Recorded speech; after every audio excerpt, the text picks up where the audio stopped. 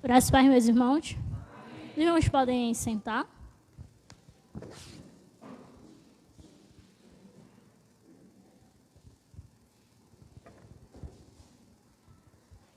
O tema que me foi proposto foi o papel do jovem na santificação da família. Então, hoje a gente vai estar pensando sobre isso. E aí a gente vai estar aprendendo em Timóteo, né? O que Deus fez através da vida de Timóteo. Antes de a gente entrar propriamente na palestra, eu queria convidar aqui um adolescente ou um jovem, ou um pai ou uma mãe de um adolescente ou jovem que esteja aqui presente.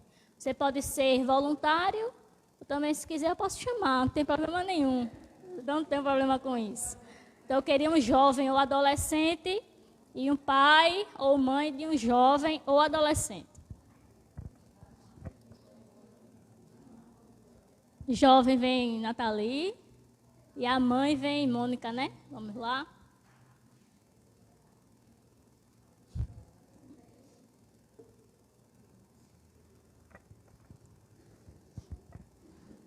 A pergunta é a seguinte.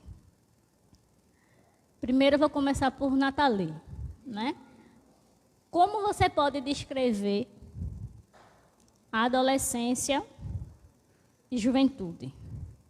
O que geralmente as pessoas dizem sobre isso e como você se sente a respeito disso? Como você vê a fase da adolescência ou da juventude?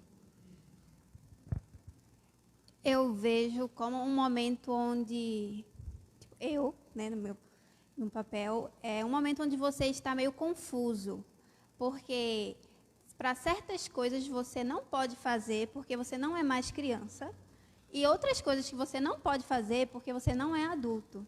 Aí você fica, o que eu posso fazer? Porque você ou escuta um não, ou raramente um sim, e você fica meio confuso. Eu vejo assim. Mônica, agora, como você, mãe de um que saiu da adolescência e uma que já está na juventude, mas ambos já estão na juventude, mas um saiu recentemente da adolescência, né? Vamos dizer assim. Como você vê e como foi passar e está passando por essa fase? Pais, irmãos, o que eu vejo na adolescência é, primeiro de que tudo, uma mudança de comportamento e a dúvida que coloca agora do seu pai, de sua mãe, os amigos começam a ter influência sobre a sua opinião. O que o pai dizia e a mãe dizia era o certo, era o correto, né? Era o padrão a ser seguido, e de repente começa a surgir outros padrões, outros pensamentos e questionar muitas vezes a autoridade dos pais e a mudança de comportamento devido à convivência que começa com outras pessoas distante do círculo de convivência que tinha na infância. Então, eu acho que isso é a primeira coisa. Mas depois que passa, a experiência que eu já tenho, né, que chega aos 18, isso vai se aquietando. E, novamente, eles começam a raciocinar e ver que aquilo que passou daquelas amizades não eram sólidas, não eram verdadeiras. Né? Que é o que eu digo sempre aos meus. Quem ama você é seu pai e sua mãe. E quem quer o melhor para o filho é o pai e a mãe. É só isso. Muito obrigada. Pode sentar.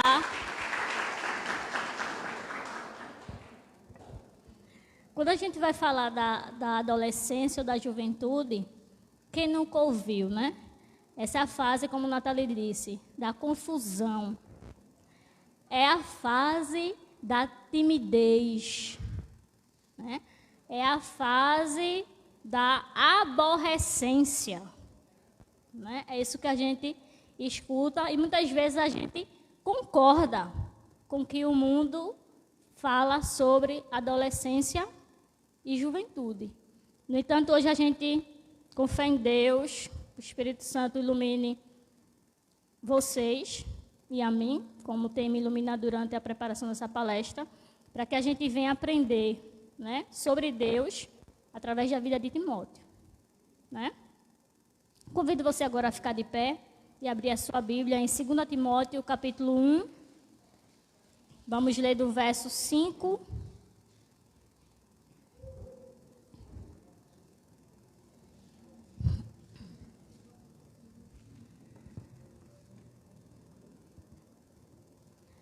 2 Timóteo, capítulo 1, vamos ler do versículo 5 ao versículo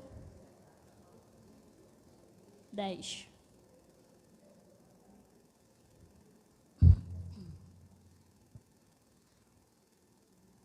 Amém?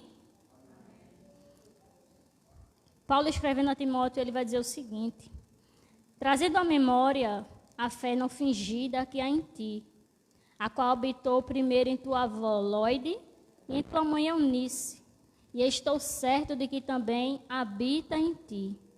Por este motivo, eu te exorto que despertes o dom de Deus que há em ti pela imposição das minhas mãos. Porque Deus não nos deu o espírito de timidez, mas de poder, de amor e de moderação. Portanto, não te envergonhes do testemunho de nosso Senhor, nem de mim, que sou prisioneiro seu. Antes, participa comigo das aflições do Evangelho segundo o poder de Deus, que nos salvou e chamou com uma santa vocação, não segundo as nossas obras, mas segundo o seu próprio propósito e graça, que nos foi dada em Cristo Jesus antes dos tempos eternos, e que agora se manifestou pelo aparecimento de nosso Salvador Cristo Jesus, o qual destruiu a morte e trouxe à luz a vida e a imortalidade pelo Evangelho. Amém? Você pode sentar?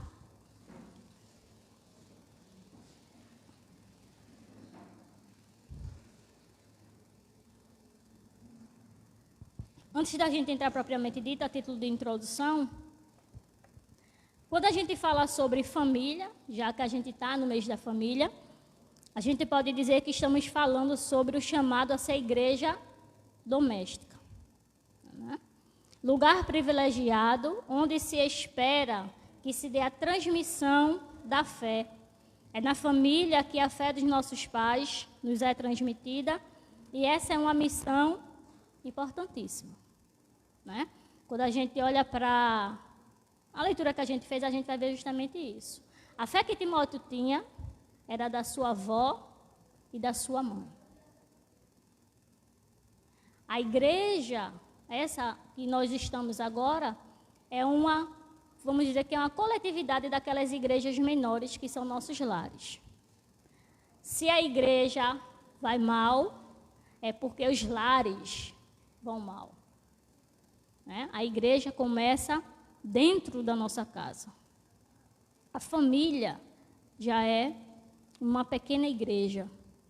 E quando falamos em santificação, visto que é o papel dos jovens na santificação da família, a gente pode dizer que é um processo progressivo e contínuo, operado por Deus na vida de quem foi, o que está escrito ali? Ou seja, o processo de santificação não acontece na vida de todo mundo que se diz crente. Sabe aquelas pessoas que se convertem, você vê 5, 10, 15 anos e ela não mudou nadinha? Ou seja, a santificação não operou naquela pessoa. Por quê?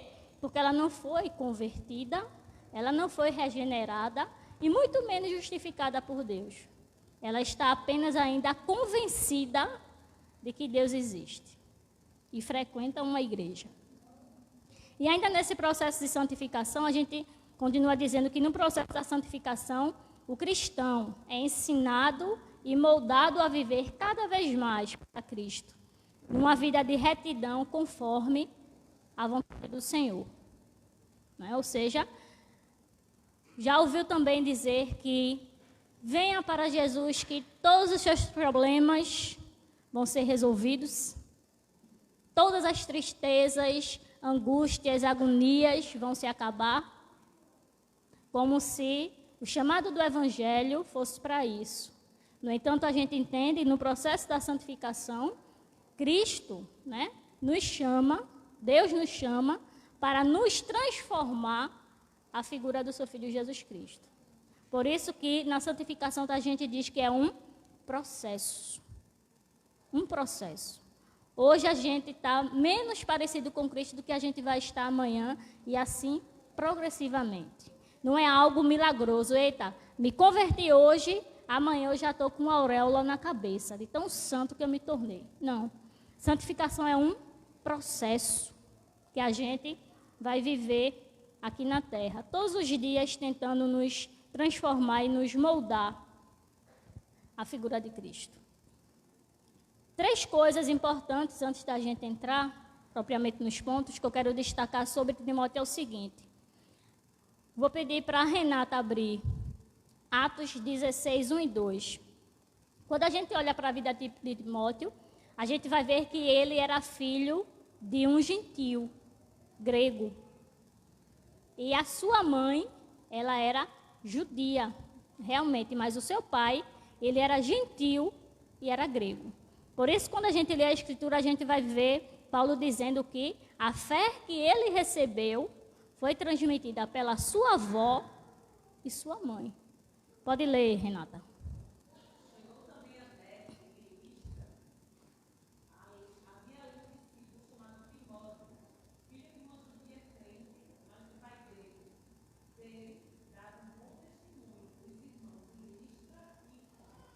Percebe?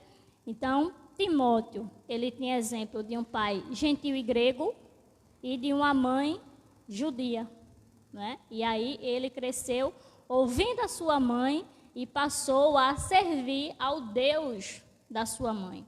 A segunda coisa que a gente deve entender sobre Timóteo é que ele era um jovem, como a gente vê nas Escrituras, e alguns membros, né, da comunidade que ele vivia duvidava da sua capacidade de liderança, né?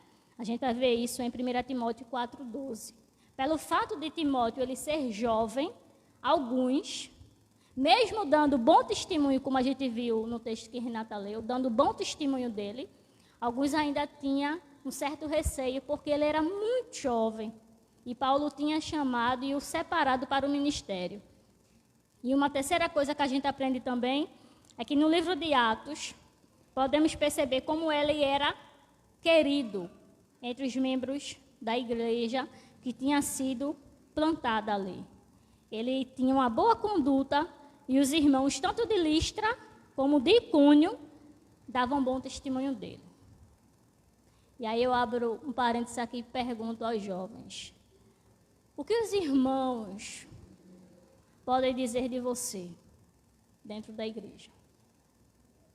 Qual testemunho você tem passado para os crentes adultos e anciãos da sua igreja? Pense nisso. Como a gente viu, né, na narrativa tanto de Nathalie como da nossa irmã Mônica, essa é uma fase que a gente pode dizer que é a mais trabalhosa. É a fase da adolescência para a juventude. No entanto, em Timóteo, a gente vê, né, e como cristãos, com a cosmovisão cristã, a gente entende que tudo está relacionado a Deus.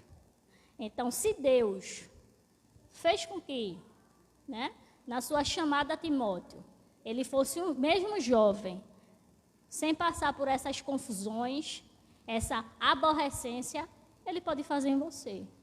Você pode passar por essa fase se espelhando na vida de Timóteo. Leia Timóteo, aprenda sobre Timóteo e passe por essa fase glorificando a Deus e, consequentemente, santificando a sua família. A santificação da família não é apenas papel do pai ou da mãe. É papel da criança, do adolescente e do jovem. Porque ambos foram chamados por Deus para glorificar a Deus. E glorificamos a Deus santificando a nossa família.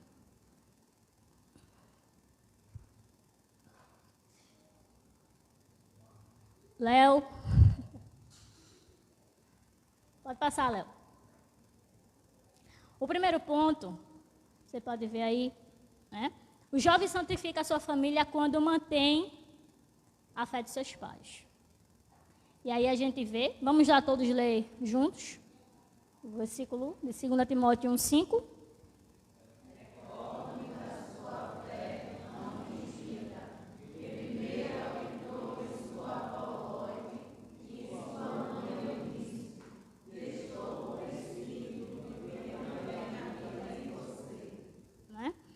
A gente vê que Paulo, quando ele está falando a Timóteo, ele diz que a fé de Timóteo não era fingida. Ou seja, Timóteo não se dizia crente e vivia como ímpio. Ele não era uma coisa dentro da igreja e fora da igreja. Ele era a mesma pessoa. Ele transmitia a fé que sua mãe e a sua avó lhe passaram. E aqui uma aplicação para você pai, você mãe. O seu papel dentro da sua família é transmitir a fé aos seus filhos. É ensinar seus filhos a santificar a Deus e a própria família através da sua fé. Você é espelho, você é exemplo do seu filho e da sua filha. Se seu filho e sua filha não vê você lendo a Bíblia, nem orando, ele vai crescer nem lendo a Bíblia, nem orando. Por quê? Porque ele não vê isso em casa. Ele só vai abrir a Bíblia e orar dentro da igreja, porque vê os outros fazendo e não você. E quando a gente olha para a criança, a gente vê muito que tudo é imitação. Tudo é imitação. A criança quer fazer a mesma coisa que os pais fazem, ou quer ser a mesma coisa que os pais fazem. Né? Sofia, quando pergunta, você quer ser o quê quando crescer? Aí ela diz, quero ser professora, quero ser enfermeira e quero ser veterinária. Professora e enfermeira por causa da gente. Veterinária por causa dela. Ou seja, o exemplo conta muito.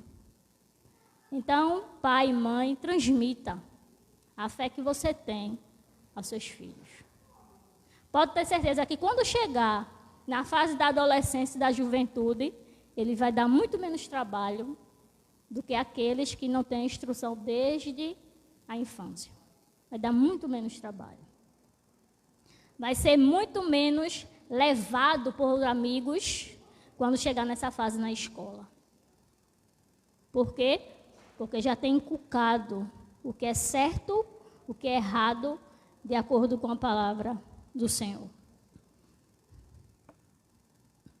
O segundo, que eu gostaria de destacar, é que o jovem santifica a sua família quando não se envergonha do Evangelho. E aí eu queria que só os jovens lessem o que está escrito aí no slide. Vamos lá?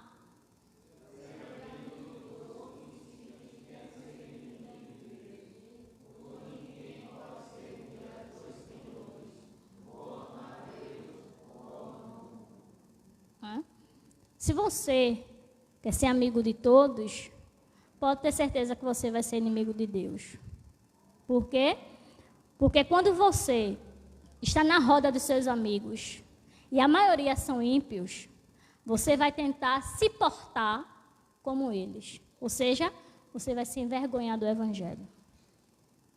E uma vez se envergonhando de quem você é, de que você professa, você é inimigo de Deus.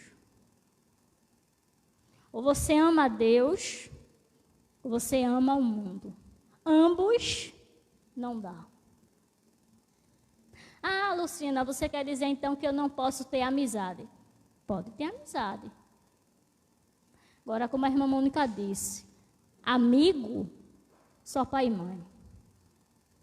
Não pense que aqueles que no bombom bate no seu ombro e bota você lá em cima, Quando você dá as costas, não fala de você, não? Pode ter certeza que fala. Quando você precisar de algo, todos vão virar as costas para você. Todos vão virar as costas para você. Você pode ter colega. Colega você tem muito fora de casa. Mas amigo é pai e mãe. Quem quer ver seu bem é pai e mãe. Tem amigos que até numa vitória nossa, comemora junto com a gente. Comemora. Tem umas raridades. Mas a grande maioria, pode ter certeza que nas suas costas, lá dentro, tem inveja de você, porque você conseguiu e ele não conseguiu. Portanto, quando você estiver, dentro do seu círculo de amizade, não tenha vergonha do Evangelho. Não pense 2 vezes em dizer que você é crente. Foi algo que eu estava falando com os meninos na EBD passada. Quando você entra no âmbito acadêmico, tanto escola como faculdade, principalmente faculdade, quando você não se impõe no primeiro momento como cristão, pode ter certeza que você vai acabar a sua graduação e ninguém vai saber que você é crente. E quando vê alguma coisa de você na rede social, vai dizer, oxente, passei 4, 5, 6 anos com fulano, nunca soube que fulano era crente. Ou seja, teve vergonha do Evangelho. Teve vergonha de Cristo. Teve vergonha de Deus. Não santificou sua família. A fé que seus pais lhe transmitiu, você pegou no bolso e acabou-se. Ficou só para você. Então, não sinta, não se envergonhe do Evangelho. Outra coisa que eu escuto muito é dizer assim, fulano, um jovem, ore, por favor, meu amigo, fulano ora, acaba a oração, a gente ainda está de olho fechado porque a gente não escuta a voz de fulano. Aí qual é a desculpa? É a timidez da fase. Não. Isso aí não é timidez da fase. Porque quando você vai ver fulano na escola, fulano fala alto com os colegas, fulano brinca, é extrovertido. Você olha assim, oxente, é fulano mesmo, que está falando? Na igreja eu nunca escutei a voz dele, aqui eu estou escutando. Quando é dentro de casa, a mãe diz assim, não vai não. Fulano fala alto, não fala não? Oxe, por quê? Eu não posso ir. Todo mundo vai, aí a mãe faz, você não é todo mundo, Aí fala alto. Mas na casa de Deus, para as coisas de Deus, é timidez. É timidez ou é vergonha do Evangelho? Vejo fulano levanta nem a cabeça. Mas nas redes sociais, fulano sabe todos os TikToks da vida. Todas as paródias que está cantando aí, fulano também está cantando. No seu círculo de amizade. Mas na casa de Deus, é timidez. Aí você pare e pense. É timidez ou é vergonha do Evangelho? É timidez ou realmente eu não sou salvo? Eu ainda não me converti. Eu ainda não me entreguei a Cristo. Eu só venho para a igreja porque minha mãe me traz para a igreja, porque meu pai me traz para a igreja. Coisa para você pensar. E quando você se vergonha do Evangelho, você não santifica a sua família. Para você santificar a sua família, não se envergonhe do Evangelho, no seu ciclo de amizade. Diga que é crente. Sabe quando a gente tem aquelas rodas de amigos e eles estão lá escarnecendo, e você chega e os amigos dizem, cala a boca que fulano chegou, porque ela não gosta disso, não. O que você fez? Você se impôs. Na primeira oportunidade que você teve. E ele sabe que você não gosta daquilo. Agora, quando você não está nem aí e se senta e escarnece junto, você está se envergonhando do Evangelho. e não está santificando a sua família. Então, Paulo, escrevendo a Timóteo, diz, não sinta, né, vergonha do Evangelho. Essa timidez que você tem, e a Escritura vai dizer que, provavelmente, Timóteo era um pouco tímido, mas ele não tinha vergonha do Evangelho. A timidez dele não era para as coisas de Deus, literalmente. Mas ele tinha um pouco de timidez, sim. Mas nas oportunidades que ele tinha para falar sobre Deus, ele falava. Então, eu santifico a minha família quando eu não sinto vergonha do Evangelho. Nosso terceiro ponto vai falar que o jovem santifica a sua família quando cuida bem dela. E aí a gente vai ver isso em 1 Timóteo 5,8, que diz o seguinte: se alguém não cuida dos seus, sobretudo dos que vivem com ele, este renegou a fé e é pior que o infiel. Está escutando, jovem? Quando você não cuida da sua família, quando você não presta favor aos seus pais, quando você não está nem aí para as coisas de Deus, tanto seus pais lhe chamam, Paulo está dizendo através de Timóteo que você é pior que o infiel. Sabe aquele filho que não está nem aí para o pai ou para a mãe? Paulo está dizendo que você é pior que o infiel. Você está dentro da casa, mas não está cuidando dela. Não está cuidando dos seus. Está vivendo relaxadamente. Então, se você quer santificar sua família, cuide bem dela. Né? Preste atenção no que está faltando nela e complemente. Ou que você está vendo que não está indo por um bom caminho, chama a atenção dos seus pais, diga, vamos fazer assim, que eu acho que assim é melhor, mas que você tenha sempre isso em mente, que você deve cuidar bem do seu pai e da sua mãe, ou quem mora com você. Você deve cuidar bem. Certo? Quarto ponto, vai falar que o jovem santifica a sua família quando não fala palavrão. Né? 2 Timóteo 2,16 vai dizer, evita palavreado vão e profano. Os que o praticam progredirão sempre mais na impiedade. Aí você pode estar dizendo, oxe, essa tua fala, Luciana, está no lugar errado. Né? A gente é crente. E por ser crente, a gente não fala palavrão, não chama palavrão. Será? Será mesmo? Eu sei que na igreja você não fala.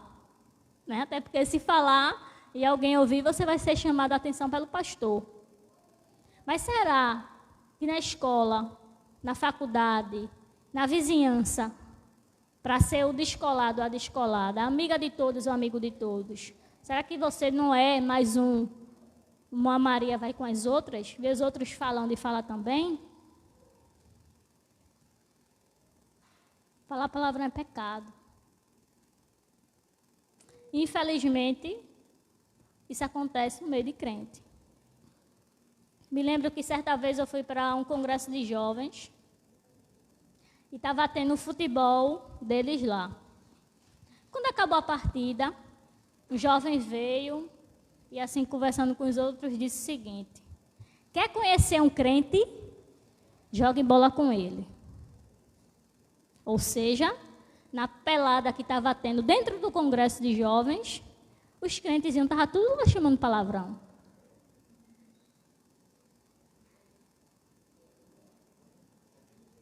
Palavrão é pecado. E se você quer santificar a sua família, se você chama palavrão, pare de chamar palavrão. Timóteo ele está dizendo aqui, a gente deve evitar o palavreado vão e profano. Palavrão é pecado. O quinto ponto, o jovem santifica a sua família quando é constante na fé e lê a Bíblia. Né? 2 Timóteo 3, 14 e 15 vai dizer, tu, porém, continua firme no que aprendeste e aceitaste como certo, sabendo de quem o aprendeste e que desde criança conheces as Sagradas Escrituras, elas podem dar-te a sabedoria que leva à salvação pela fé em Cristo Jesus. Então, você santifica a sua família quando você é constante na fé e na leitura da palavra. E eu vou dizer ainda mais, na oração também. Quando você faz essas 3 coisas, você santifica a sua família e tem uma constância, né? Às vezes a gente, isso é muito normal a gente ver, né? Jovens e adolescentes que uma hora estão na igreja, outra hora não está. Né? Aí a primeira pergunta que a gente faz é, será que esse jovem adolescente está lendo a Bíblia e está orando? Porque a gente sabe que a vida cristã ela não é fácil. Não é fácil. Nem sempre estamos 100% na fé. Nem sempre. Mas se você não ora, você não lê a Bíblia e você não mantém a fé dos seus pais, a dificuldade é muito maior. Muito maior. Quando você tiver o seu momento baixo, e todo crente tem momento baixo. Quem disser que não tem, é mentiroso. Tem momentos que a gente está linear. Mas tem tempo que a gente dá uma caída. E se a gente parar de ler Bíblia, orar e manter a nossa fé, essa caída vai ser muito mais profunda. Podendo ser que a gente nem se reerga novamente. Então, para você santificar a sua família, você precisa ser constante na fé e na leitura da palavra. Não é ler uma vez na semana, né? Um versículo, uma vez na semana. E muito menos escutar o sermão no domingo, para passar a semana todinha, para chegar o outro domingo, para renovar, para encher novamente. Não. A gente deve aprender a ter a nossa fé, não apenas que a gente ouve, mas principalmente pelo que a gente vive e pelo que a gente experimenta. Lembra de Jó? Jó vai dizer, né? Antes eu só ouvi falar sobre o Senhor. Mas hoje meus olhos te veem. Viver uma vida cristã pela experiência do outro não é uma vida cristã. A vida cristã é baseada na sua própria experiência. O que acontece com Tatiane não é obrigado a acontecer comigo. A experiência dela com Deus é uma, a minha experiência com Deus é outra. Eu não vou viver minha vida cristã baseada nas experiências de Tatiane. Não. Eu tenho que viver as minhas próprias experiências com Deus. E para isso, eu preciso ler a Bíblia e orar. E pedir a Deus que tenha, né? Esse encontro comigo se revele a mim.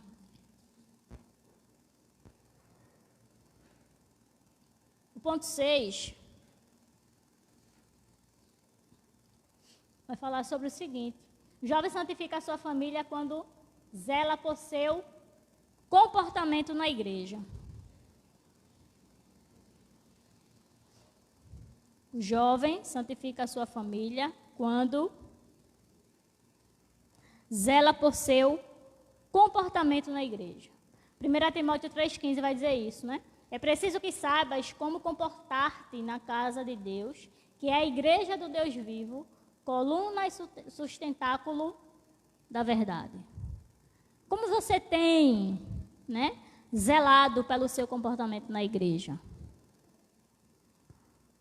Você tem sido reverente ao Senhor? Você tem entendido que quando você chega aqui, você não está chegando na casa, né, da mãe Joana? E aqui eu não estou falando de vestimenta, tá certo? Não estou falando de vestimenta. Ah, porque não pode ir de bermuda, porque não pode de sandália. Não, não estou falando sobre isso. Estou falando do coração. A reverência diante de Deus é nosso coração.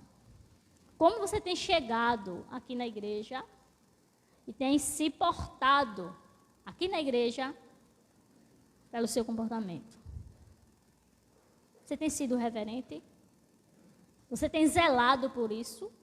Entender que você chega na casa de Deus é para adorar a Deus, não é para ver os irmãos apenas.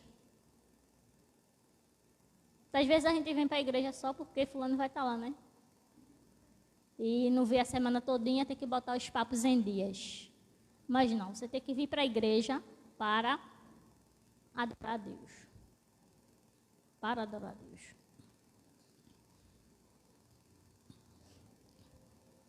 Ponto 7 vai falar sobre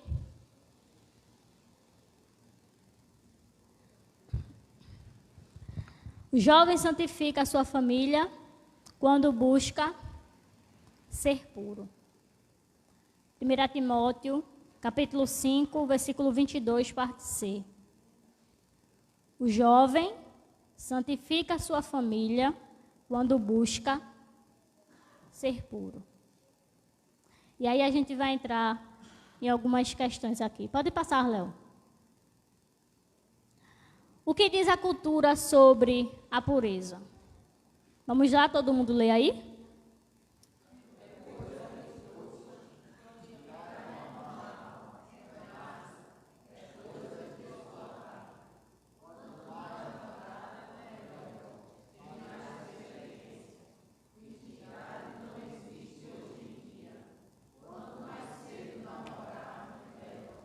Você já ouviu isso? Você já ouviu? Isso? Isso é o que o mundo diz para os adolescentes e jovens de hoje em dia. Ficar normal. É normal. Oxe, tu é BV? Não acredito. O que é BV, Amós? O que é BV?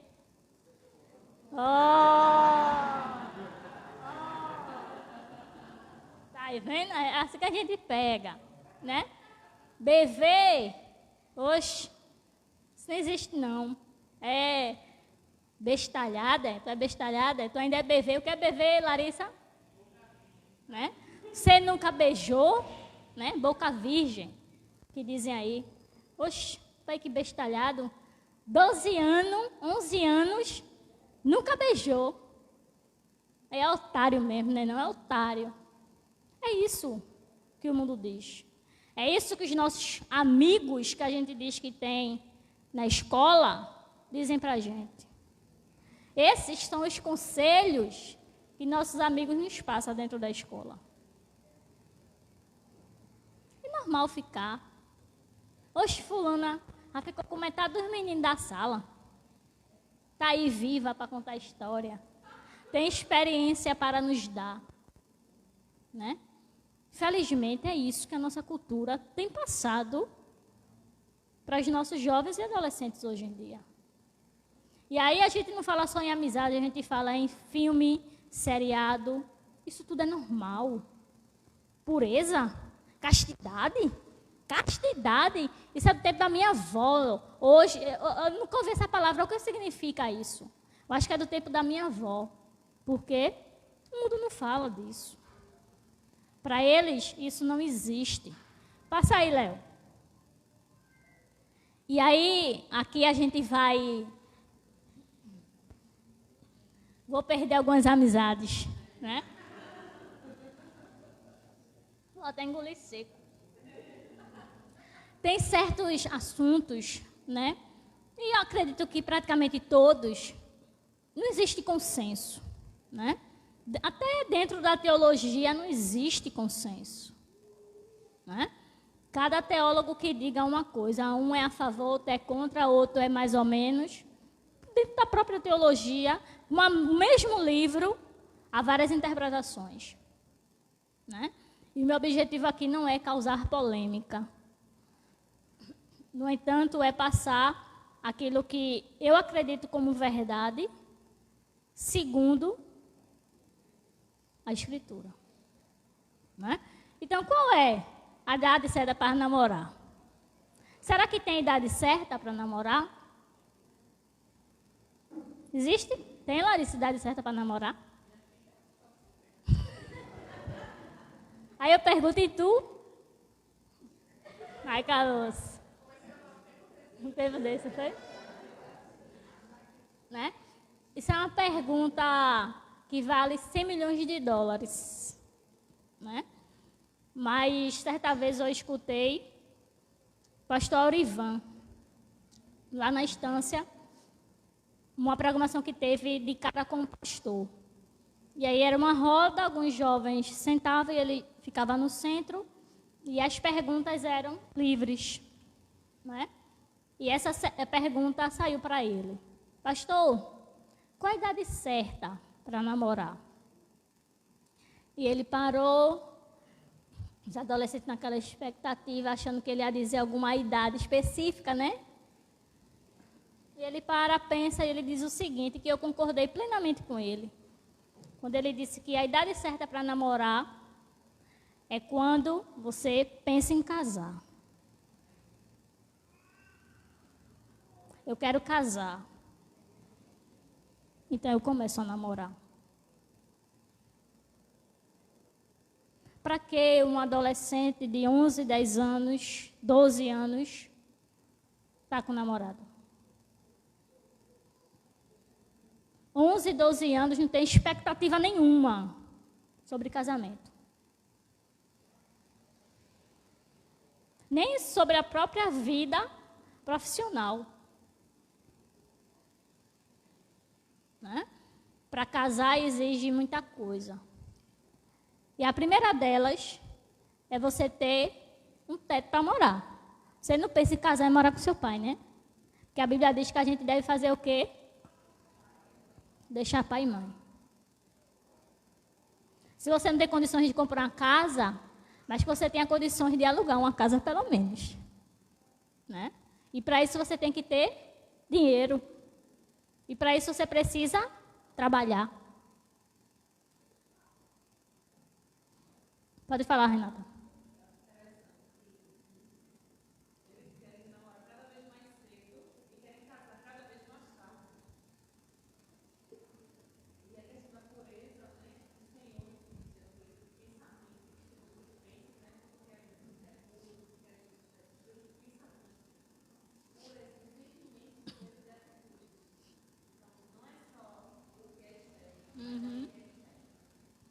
Isso.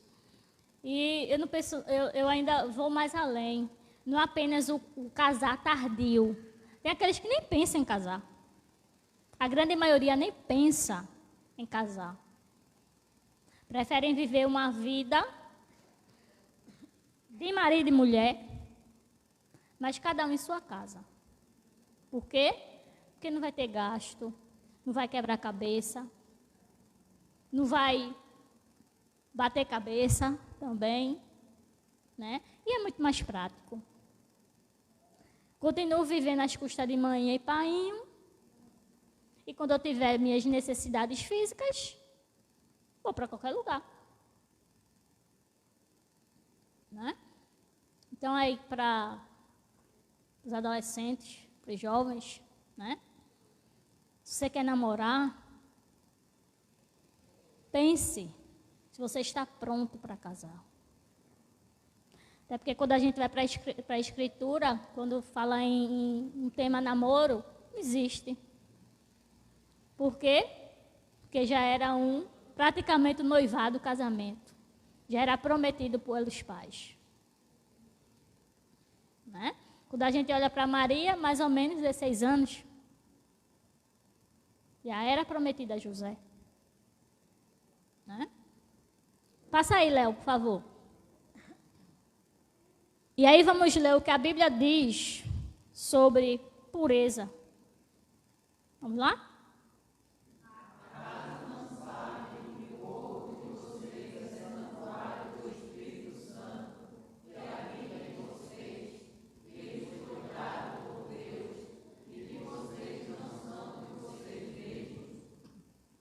Primeira Coríntios 6:19. Né? É isso que o Senhor nos pergunta: acaso não sabem que o corpo de vocês é santuário do Espírito Santo que habita em vocês, que lhes foi dado por Deus e que vocês não são de vocês mesmos? Ou seja, o meu corpo não é minha regra. O meu corpo é templo de Deus, onde as regras são de Deus. E quais são as regras de Deus? Pureza, castidade. Sexo só dentro do casamento. Fornicação, pecado. Masturbação, pecado. Ficar por ficar, pecado. Namorar escondido de pai e mãe, pecado.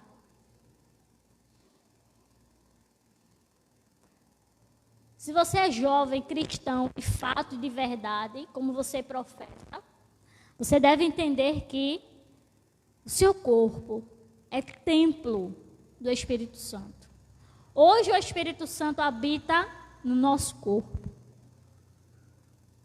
Na eternidade, nós iremos habitar em Deus. Hoje, Deus habita em nós. E que esse corpo aqui, que é templo dele, não me pertence, pertence a ele. Por isso, a idade certa para você pensar em namorar, tem a visão de casar, tem a visão de que na Escritura não existe brecha, vamos dizer assim, para namoro. Na Escritura não há brecha para que você possa praticar o que você quer fora do casamento. Não existe brecha para isso.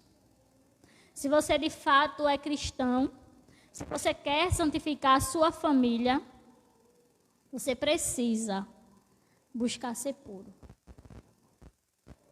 Você precisa entender que você não pertence a você, você pertence a Deus. Você está apenas cuidando daquilo que Deus lhe deu. Você é mordomo daquilo que Deus lhe deu. Você é o vice-regente daquilo que Deus lhe deu. E haverá um dia que você irá, estar diante de Deus e irá prestar conta do que você fez com esse templo e morada do Espírito Santo também, como todas as demais coisas.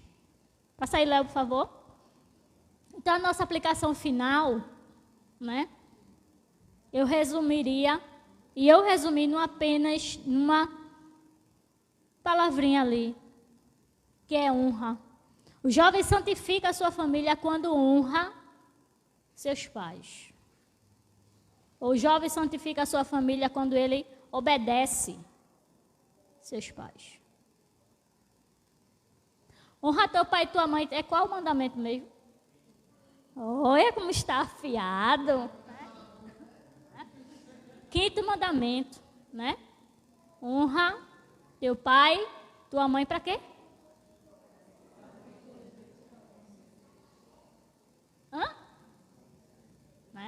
Para que se prolongue os seus dias na terra que o Senhor, teu Deus, te dá.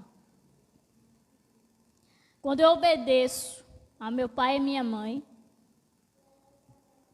e se meu pai e minha mãe é cristão de fato e de verdade, eu estou santificando a minha família e glorificando o nome de Deus. E eu estou ainda aí ajudando os meus pais a glorificarem a Deus, quando eu obedeço. Uma vez eu estava escutando a menina dizendo: oxe, eu saí de casa, estava sol, mas mãe olhou para mim e disse: olha, pega o casaco. Aí eu olhei e vi aquele sol de rachar, mas porque mãe disse para eu pegar o casaco, eu peguei o casaco. Porque as manhãs sabem de tudo. Não deu 2 horas, o tempo fechou, fez um frio danado. Né? Ou seja, manhã sempre tem razão. Né, mas quando manhã diz, olha, aquela companhia não vai te levar para lugar nenhum. Oxe, manhã, você não sabe. Pode ter certeza que lá na frente você vai chegar, bater assim no ombrinho de Mônica e vai dizer, bem que a senhora disse. Né? Sempre é assim. Sempre a mãe vai ouvir dizer, bem que a senhora disse, ou bem que o Senhor disse. Então vamos procurar, né, santificar nossa família, obedecendo e honrando aos nossos pais. Que Deus aplique a sua palavra nos nossos corações, que venhamos a fazer como um Tiago, né? Ele nos ensina que a gente deve ser praticantes da palavra e não somente ouvintes. Ouvir, eu tenho certeza que todo mundo ouviu, mas que a gente venha a praticar. Né? Que não seja apenas mais um conhecimento, mas que essa palavra possa entrar dentro do seu coração e você venha a pôr em prática. Vida cristã é uma vida de prática, não é uma vida apenas de conhecimento. A teoria nada vale sem a prática. Né? Você pode abrir a boca e dizer, você fez milhares de coisas. Se eu olho para você e não vejo nenhum fruto na sua árvore, para mim não adianta de nada. Você saber a Bíblia de cor e salteado. Se você não tem amor ao seu próximo, se eu não vejo você honrando seus pais. Mas você tem os versículos da Bíblia, tudo gravado. Mas não pratica nenhum e nada vale. É que nem o sal, né, que Jesus vai falar. Se ele não salga, para nada ele presta, a não ser jogado fora e pisado pelos homens. Que a nossa teoria venha estar recheada de prática. Amém? Vamos ficar de pé, vamos orar agradecendo a Deus.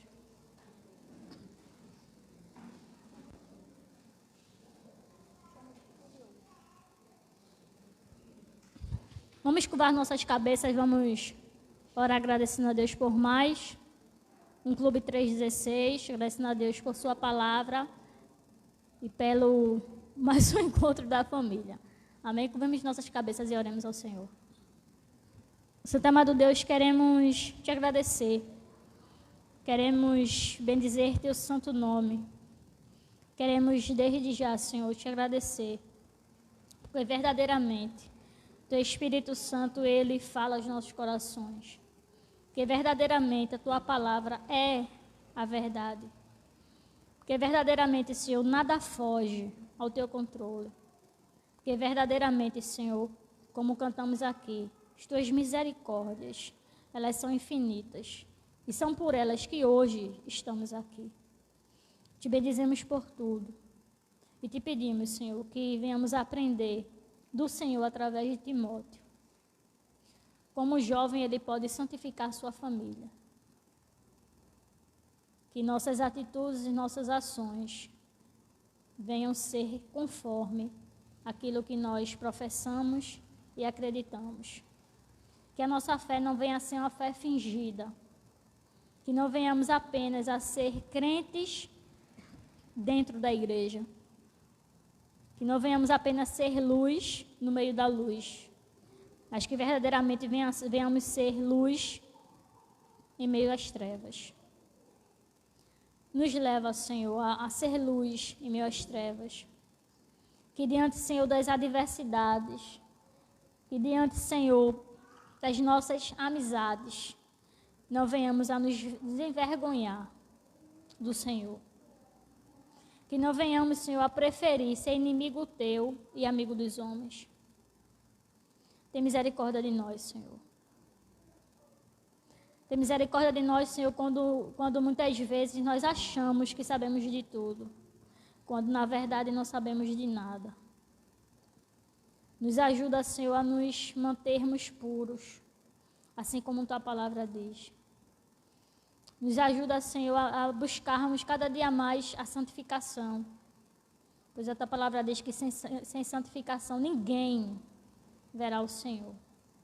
Então não é algo que eu possa querer ou não, é algo que o Senhor impõe, que sejamos santos. E que através da nossa santidade venhamos, Senhor, a glorificar o Teu nome, que através da nossa santidade venhamos a desempenhar o papel de um jovem que santifica a sua família. Que tudo que nós ouvimos hoje aqui possa penetrar em nossos corações, nossas mentes, e que nos dias maus venhamos a nos lembrar do que foi dito aqui e que venhamos a fazer o que é certo. Te agradecemos, Senhor, por tudo, em o nome do Teu Filho Jesus Cristo, o qual vive e reina para todo sempre. Amém.